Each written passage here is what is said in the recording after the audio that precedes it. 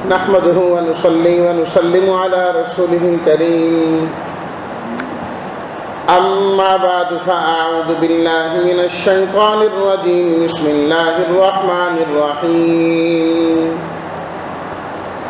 الحج أشهر معلومات فمن فرض فيهن الحج فلا رفث ولا فسوق ولا جدال في الحج وما تفعلوا من خير يعلمه الله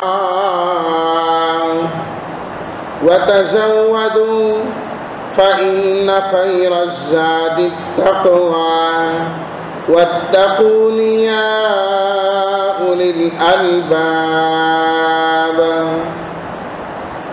صدق الله مولانا العظيم اللهم صل على سيدنا ومولانا محمد وعلى آل سيدنا ومولانا محمد وبارك وسلم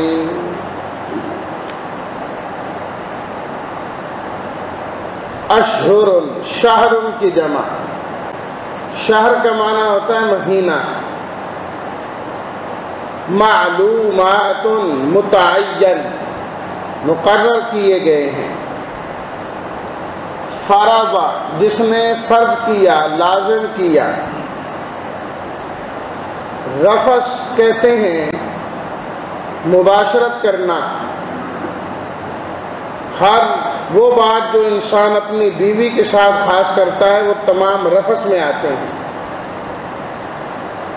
فسوق نافرمانی کسی قسم کی بھی نافرمانی ہو فسق میں ہے جدال اردو میں بھی استعمال ہوتا ہے جنگ و جدال لڑائی کرنا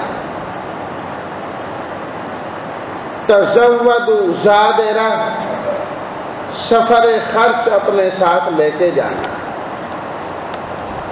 ترجمہ یہ ہے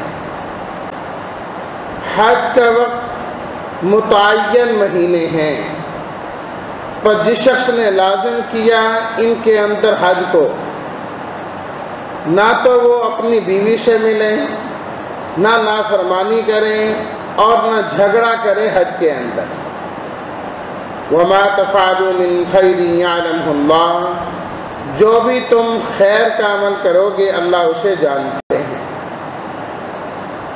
اور تم زاد راہ لے لیا کرو بے شک بہترین زاد راہ سوال سے بچنا ہے واتقون یا اولی الالباب اے عقل والو تم میری نافرمانی سے بچتے رہا کرو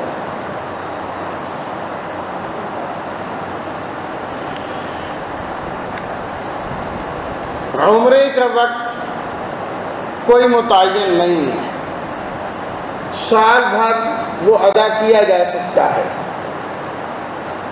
لیکن جو حج ہے اس کا وقت متعین ہے متعین اوقات کے علاوہ حج نہیں کیا جا سکتا جو خاص افعال ادا کرنے ہیں وہ تو 8 ذوالحجہ سے شروع ہوتے ہیں 8, 9, 10, 11, 12 اور 13 باقی جو احرام باندھنا ہے اس کے لیے شوال ذوالقعدہ اور یہ ذوالحجہ کے ایام ہیں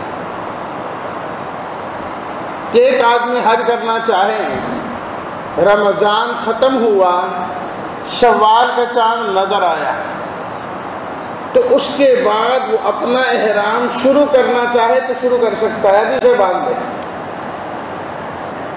وہ زمانے میں تو سفر اس طرح ہی ہوتا تھا 2 مہینے کے 3 مہینے کے اب وہ اپنا احرام شروع کرنا چاہے تو کر سکتا ہے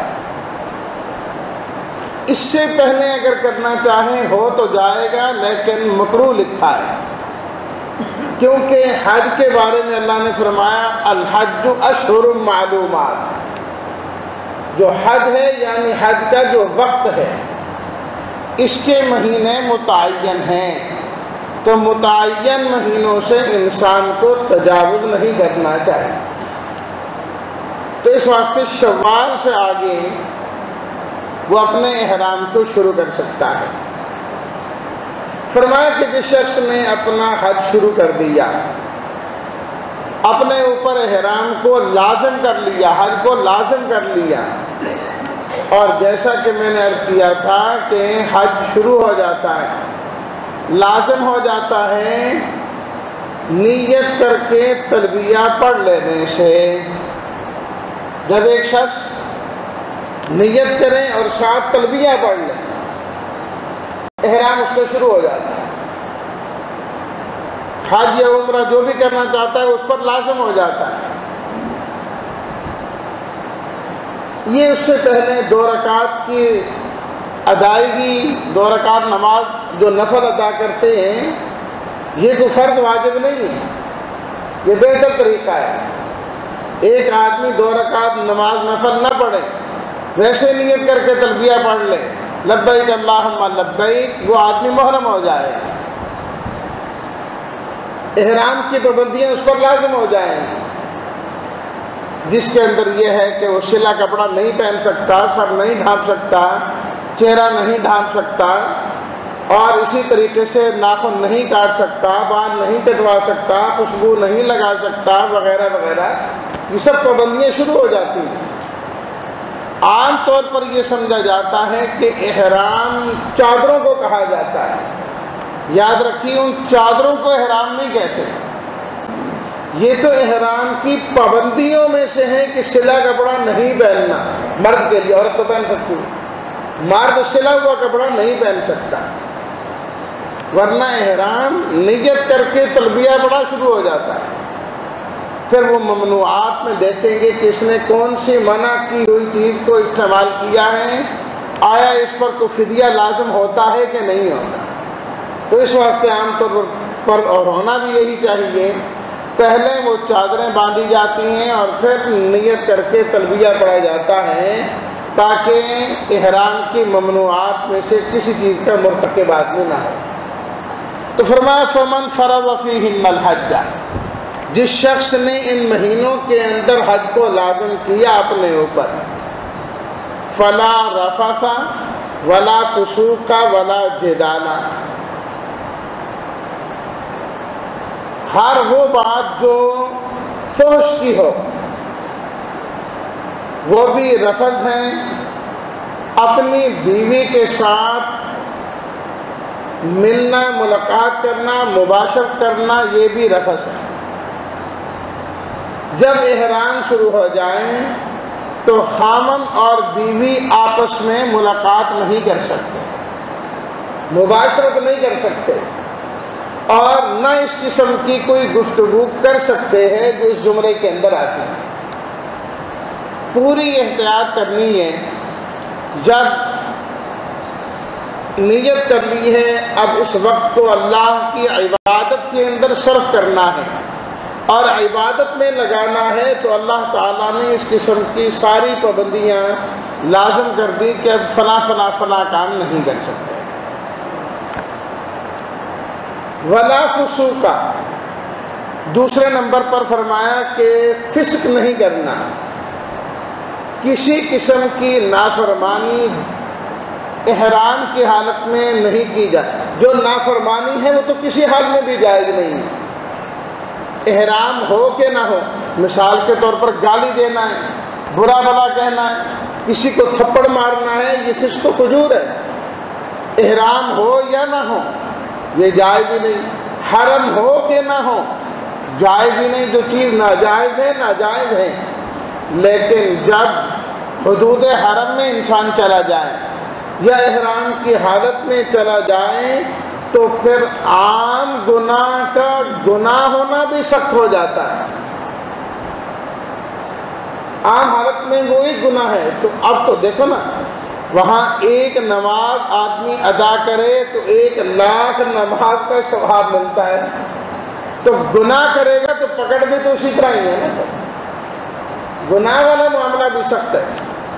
دیکھیے سورہ الحج میں اللہ تعالیٰ نے فرمایا انسان یہاں پر نیکی کا ارادہ کرے، اللہ ارادے پر اسے ثواب عطا فرما دیتے ہیں۔ ایک آدمی گناہ کا ارادہ کرے تو گناہ کے ارادے پر پکڑ نہیں ہے جب تک انسان گناہ کر نہیں لیتا، یہ اس کی مہربانی۔ لیکن حرم کے متعلق اللہ تعالیٰ نے سورہ الحج میں فرمایا وَمَن يُرِدْ فِيهِ بِإِلْحَادٍ، وہاں جو بے دینی کا گناہ کا ارادہ بھی کرے گا نُذِقْهُ مِنْ عَذَابٍ علیم، ہم دردناک عذاب چکھائیں گے اسے۔ صرف ارادہ کرے ایک آدمی، ارادے پر بھی فرمایا کہ دردناک عذاب ہے۔ تو وہاں جس طرح نیکیاں بڑھ جاتی ہیں گناہ بھی اسی طریقے سے بڑھ جاتا ہے، گناہ بھی بڑھ جاتا ہے۔ تو اس لیے فرمایا وَلَا فُسُوقَ، نافرمانی کوئی نہیں کرنی حج کے دوران۔ پہلی نافرمانیاں بخشوانے کے لیے گئے ہوں، معاف کرانے کے لیے گئے ہوں، وہاں جا کر کوئی مزید تم نے گناہ اپنے سر نہیں لینے، سر نہیں لینے۔ اللہ اکبر۔ حدیث شریف میں آتا ہے نبی کریم صلی اللہ علیہ وسلم نے ارشاد فرمایا کہ اللہ تعالیٰ نے مجھے جنت اور جہنم دکھائی،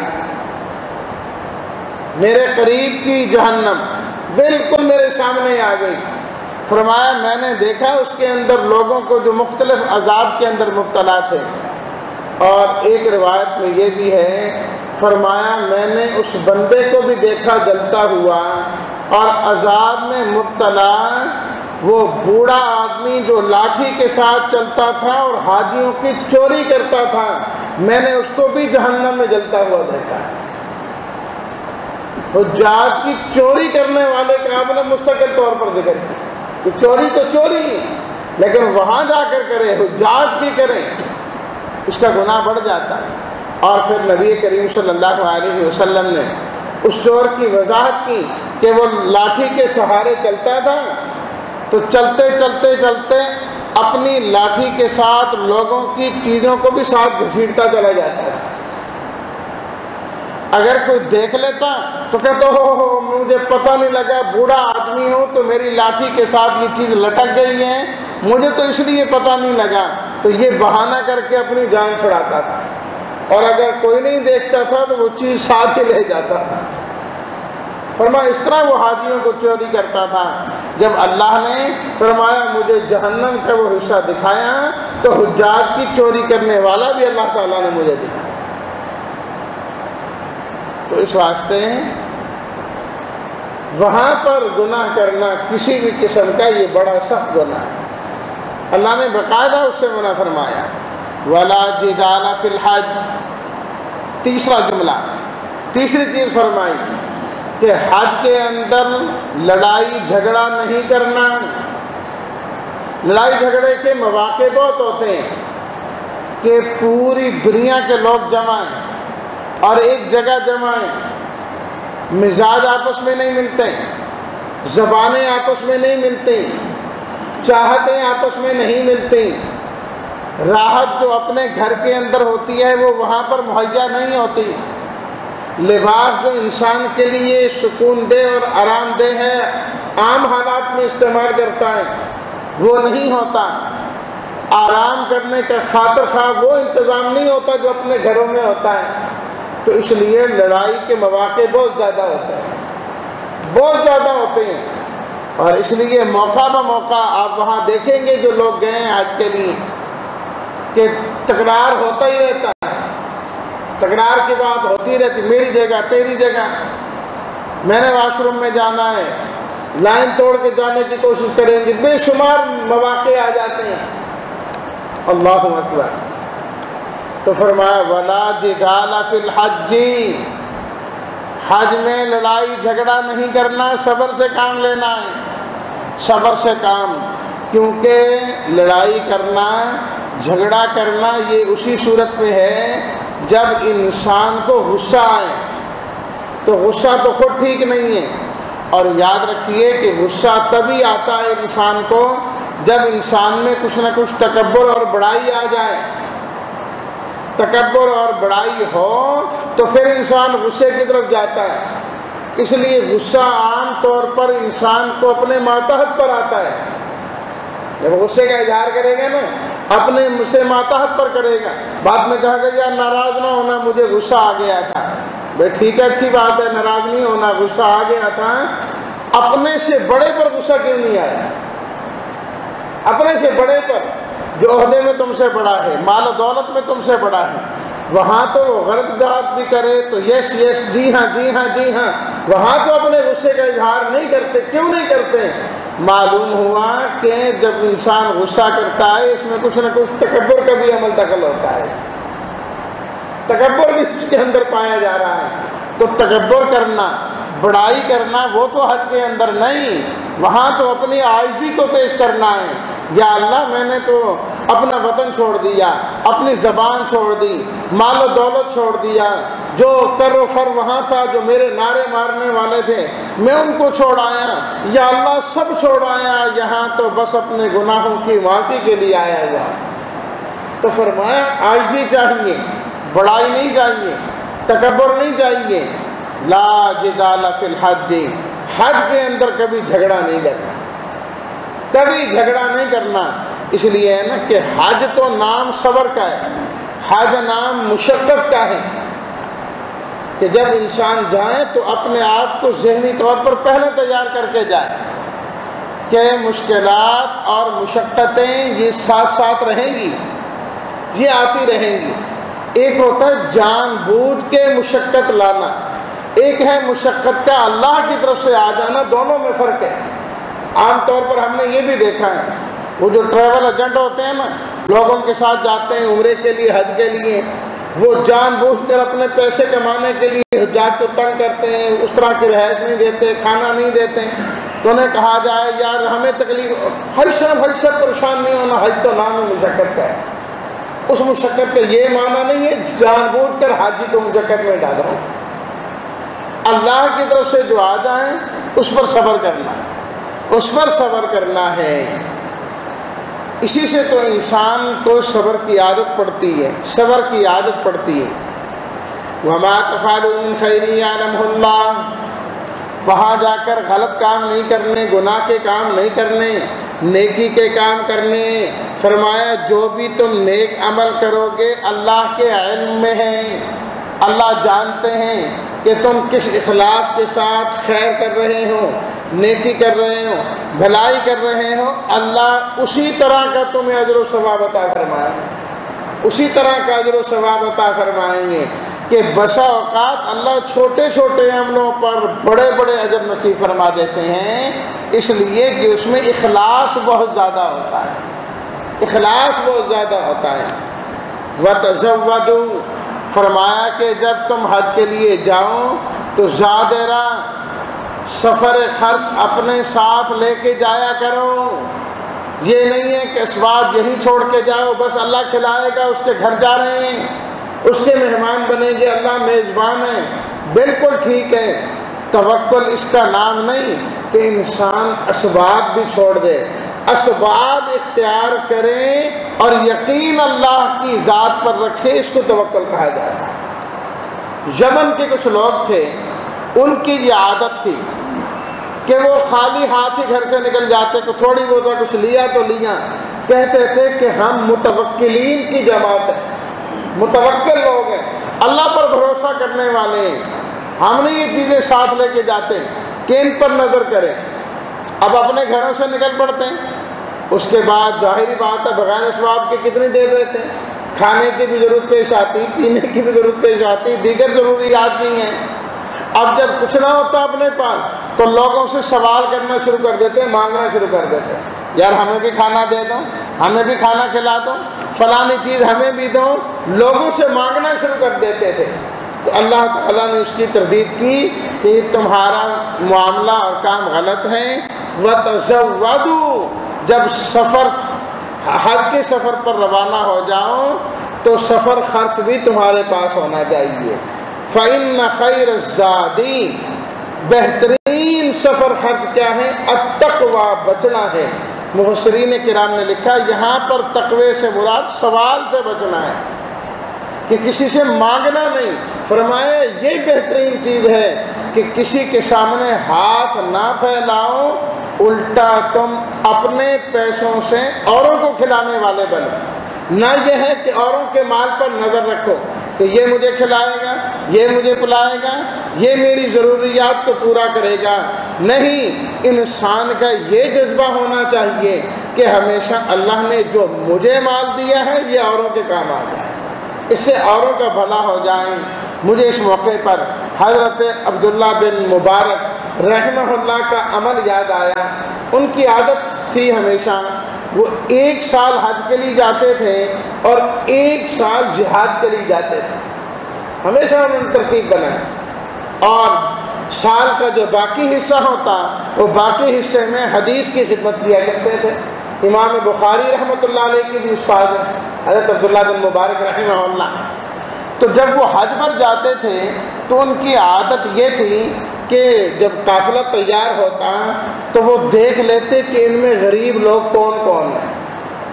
ایک آدھ دن میں انسان کو اندازہ ہو جاتا ہے، تو وہ ایک ایک سے بات کرتے، کہتے بھی دیکھو تمہارے پاس جو پیسے ہیں نا وہ مجھے جمع کرا دو، کہیں ایسا نہ ہو تم سے کہیں گر جائیں تو پھر تمہارے لیے مسئلہ بن جائے گا، تم مجھے جمع کرا دو، میں ان کی حفاظت کروں گا، جتنے جتنے تمہیں چاہیے ہوں گے نا میرے سے لیتے رہنا، واپسی آ کر حساب کتاب کر لیں گے، تمہیں تمہارا خرچ پورا مل جائے گا، پیسے تمہیں ملتے رہیں گے، تو میرے پاس امانت رکھوا دو کہیں تم سے ضائع نہ ہو جائیں۔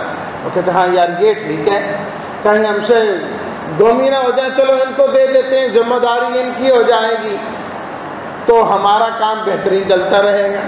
اب وہ سفر میں ان کے پاس رکھوا دیتے ہیں، اپنی ضروریات کے مطابق لیتے رہتے، اتنے پیسے دے دو، اتنے پیسے دے دو، حضرت ان کو دیتے رہتے جاتے ہوئے بھی اور آتے ہوئے بھی۔ جب سفر پورا ہو جاتا تو آپ اس کو بلا کے کہتے بھئی یہ تمہارے پیسے ہیں، تم نے امانت میرے حوالے کی تھی، یہ اپنی امانت جو ہے نا اپنے پاس رکھ لو۔ تو ہر ایک کو اس طریقے سے واپس کر دیتے تھے اور سفر خرچ اپنی جیب سے ان کو دیا کرتے تھے۔ نہیں جی وہ اللہ تعالیٰ نے آپ کا بندوبست کیا ہے، آپ نے جو امانت مجھے دی میں نے اس کی حفاظت کی ہے، برائے مہربانی اپنی امانت آپ واپس لیں۔ تو دیکھو نا یہ ہوئی نا بات کہ اگلے کی عزت بھی پوری رہے، عزت نفس بھی مجروح نہ ہو کسی کی، اور دینا بھی اسی طریقے سے چاہیے۔ اگلے کو اس طریقے سے نہ دیں کہ آپ اسے باور کرائیں کہ تو محتاج ہے، میں دینے والا ہوں تو لینے والا ہے، نہیں، فقیر کو بھی دینا ہو، سوالی کو بھی دینا ہو تو اس طرح دیں کہ مجھے ضرورت ہے کہ تم میرا ہدیہ قبول کر لو، میرا پیسہ قبول کر لو۔ ایسا انداز اختیار کریں کہ آپ اس کا شکریہ ادا کریں کہ آپ نے میرے سے یہ قبول کیا، آپ کی بڑی مہربانی ہے۔ یہ انداز ہونا چاہیے، یہ اہل علم کا انداز ہے۔ تو فرمائے زیادہ راہ لے کے جایا کرو، خود بھی خرچ کرو، اوروں کو بھی دیا کرو۔ واتقون یا اولی الالباب، اے عقل والوں میری نافرمانی سے ہمیشہ بچتے رہا کرو، میری نافرمانی سے ہمیشہ بچتے رہا کرو۔ تقوی اختیار کرنا یہی اصل مقصود ہے انسان کے اندر۔ ان تمام عبادات سے مقصد یہی ہے انسان تقوی والا بن جائے۔ اللہ تعالی ہم سب کو تقوی والی زندگی اختیار کرنے والا بنائے، اور تقوی جن جن چیزوں سے آتا ہے اللہ وہ چیزیں بھی ہمیں اختیار کرنے کی توفیق عطا فرمائے۔ وآخر دعوانا ان الحمد للہ رب العالمین۔